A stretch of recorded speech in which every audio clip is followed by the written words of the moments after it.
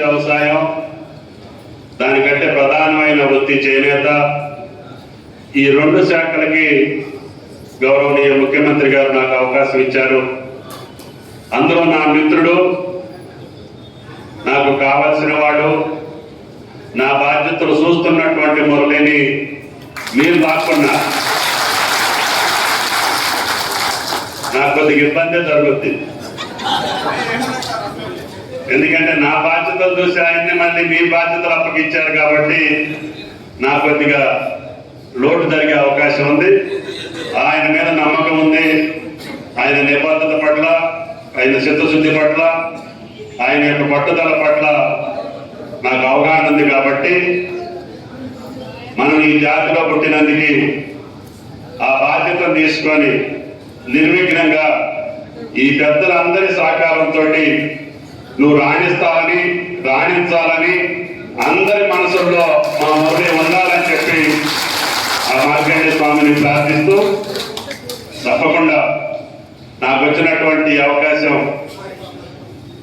ఈ వర్గానికి ఎంతో కొంత మేలు చేసేదానికి, ఇప్పుడు శ్రీరాములు గారు చెప్పినట్టుగా మన ప్రభుత్వం చేతనైనంత చేస్తూనే కేంద్ర ప్రభుత్వంలో ఉన్నటువంటి పథకాలని తప్పకుండా మన రాష్ట్ర చేనేత కార్మికులకి తీసుకొచ్చి వాళ్ళ జీవన విధానాన్ని, జీవిత స్థితిగతుల్ని మెరుగుపరిస్తే అంతకంటే మన జన్మకి సార్థకత లేదు అని చెప్పి ఈ సందర్భంగా మనం చేస్తున్నాం.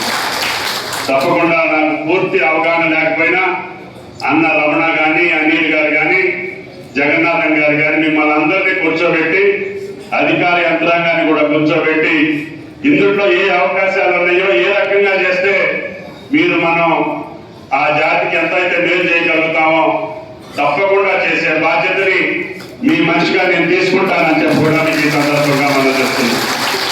కాబట్టి దయచేసి నా మిత్రుడే మురళి గారే బాధ్యతలు తీసుకుంటారు కాబట్టి మీ మనసులో ఏదున్నా ఆయన మనసులో పెట్టండి. తప్పకుండా కార్యక్రమాన్ని చేసే బాధ్యతలు తీసుకుంటానని చెప్పి విజ్ఞప్తి చేస్తున్నాం.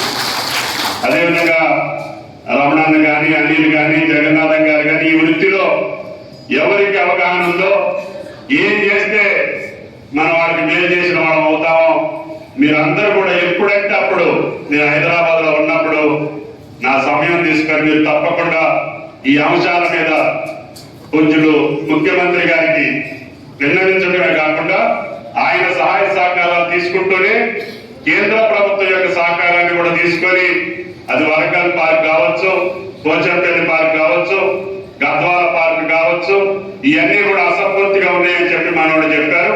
వీటన్నిటిని అతి త్వరలోనే ప్రారంభించే విధానానికి తీసుకొచ్చి అందరికీ మనకు కావాల్సినటువంటి ఇన్ఫ్రాస్ట్రక్చర్ తయారు చేస్తూనే మన చేనేత కార్మికుల యొక్క జీవన స్థితిగతులు మార్చడానికి ఏ మార్గం ఉంటే ఆ మార్గం తప్పకుండా మనం బాధ్యత తీసుకొని చేస్తానని చెప్పి విజ్ఞప్తి చేస్తూ, ఈ అవకాశం ఇచ్చినటువంటి మీ అందరికీ, నా మిత్రుడికి అవకాశం ఇచ్చినటువంటి పెద్దలందరికీ ధన్యవాదాలు తెలియజేస్తా. తప్పకుండా మీ మనిషిగా ఈ యొక్క చేనేత కార్మికులు ఆత్మ సంతృప్తితోటి, ఆత్మ ధైర్యంతో, భరోసాతో బతికే విధానానికి తప్పకుండా రాష్ట్ర ప్రభుత్వం రేవంత్ రెడ్డి గారి నాయకత్వాన నేను కృషి చేస్తానని చెప్పి మళ్ళీ ఒకసారి విజ్ఞప్తి చేస్తూ సెలవు తీసుకుంటున్నారు. జై మార్కండేయ. తనకున్న అనుభవం ప్రకారంగా మన మంత్రి గారి ముందు పద్మశాలి ప్రధాన వృత్తి అయినటువంటి చేనేత వస్త్ర పరిశ్రమలు ఎదుర్కొంటున్నటువంటి అనేక సమస్యలు, ప్రజాప్రతినిధులు ఒక సమావేశం పెట్టాలంటే వెనువెంటకార టీఆర్ఎస్ పార్టీ శాసనమండలి సభ్యులుగా మన బాధ్యతటువంటి వాళ్ళను కూర్చోబెట్టి పలు సమస్యల పరిష్కారం మార్గం చొరవ తీసుకొని వారి నేతృత్వంలో వాటి పరిష్కారం కొరకు మా వంతుగా కృషి చేస్తామని చెప్పని మనసారా తెలియజేసుకుంటూ, వారు ఈ రోజు మరి మురళి గారి అగ్ర నాయకత్వం కానీ ముందున్నటువంటి కులబద్ధలను చూస్తే చాలా సంతోషంగా కలుగుతుంది. ఇదే స్ఫూర్తితో రాష్ట్ర వ్యాప్తంగా తెలంగాణ పద్మశాలి ఐక్యత కొరకు మరింత ఏ విధంగా అయితే భారతదేశంలో పనిస్తున్న ప్రాంత పద్మశాలలు ఉన్నాయో వాటిని భిన్నంగా పనిచేసి జాతీయ స్థాయిలోనే తెలంగాణ పద్మశాలి సంఘం ఒక ఆదర్శంగా ఉండాలని చెప్పని మనసారా కోరుకుంటూ చూస్తున్నాను. ధన్యవాదాలు. మా మాజీ ఎంపీ గారు వచ్చిన తర్వాత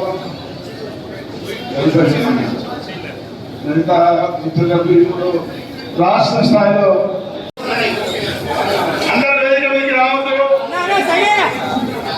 సైడ్